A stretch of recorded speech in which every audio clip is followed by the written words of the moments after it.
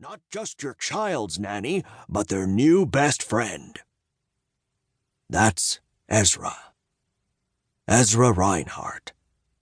Only son of Bradley and Sylvia Reinhart. A precocious little blonde-haired, brown-eyed scamp who spends most of his free time getting himself into trouble that I then am responsible to get him out of. He's 8, which pretty much makes me 8 as well.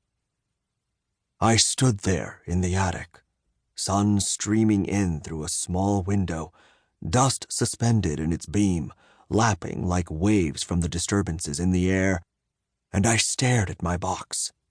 Bright blue and orange, big block lettering screaming all my features, dozens of exclamation points littered throughout the text, and a thin layer of transparent plastic meant to make me look like a giant action figure. For a moment, I wondered what we all must have looked like in the warehouse or the stores, all lined up, stacked on top of one another, frozen in time, waiting to be picked, activated, brought to life. We must have been so fucking adorable. I stacked the boxes I'd been tasked to bring up, and then slowly made my way down the ladder back into the hallway below. Sylvia stood in the kitchen, carving the skin off an apple with a paring knife. She was tall, 5'10", with a shock of bleached blonde hair, green tips spilling down over her forehead. Rows of tattoos ran up and down her arms, each of a band or a city or an event of some kind. Her arms were a map of the greatest nights of her life. Bands she'd seen in a small club before they'd blown up into the mainstream. Vacations that led to wild drinking from one end of the Paris megaplex to the other. And there, in the center of each arm, was the date of the 2 greatest nights of them all. On her right, the date of the night she'd met Bradley. And on the left, the night she gave birth to Ezra. "The boxes are upstairs, ma'am," I said. "Thanks, Pounce." "I found my old box up there. Would you like me to break it down for recycling?" "Oh, there's no need to do that." "It's no trouble." She laughed. "No, we just don't know when we might need it again." Then, for a moment, she froze, as if she were a robot herself, skipping over her programming, caught in some irreparable logic loop. She hadn't meant to say that. Not like that. Not in such a casual way.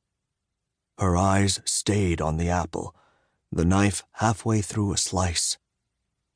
She cut a piece off the apple and ate it right off the knife, still not making eye contact, trying to find the right words.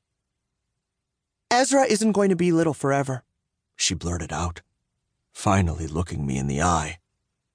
"It's hard to think about, I know.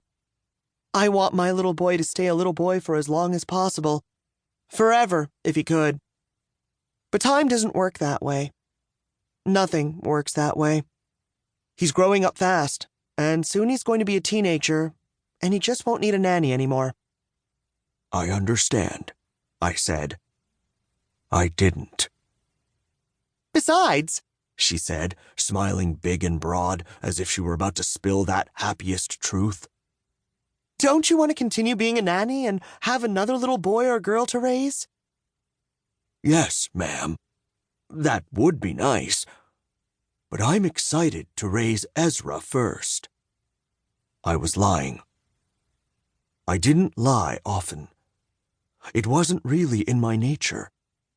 Just the usual white lies or sugar-coated truths to protect Ezra from the harder things in the world. Telling him about dogs going to live with a family on a farm upstate, or how grown-ups make noise in their bedrooms when they're playing grown-up games, things like that. But my feelings, when I had them, usually weren't worth concealing. I loved Ezra.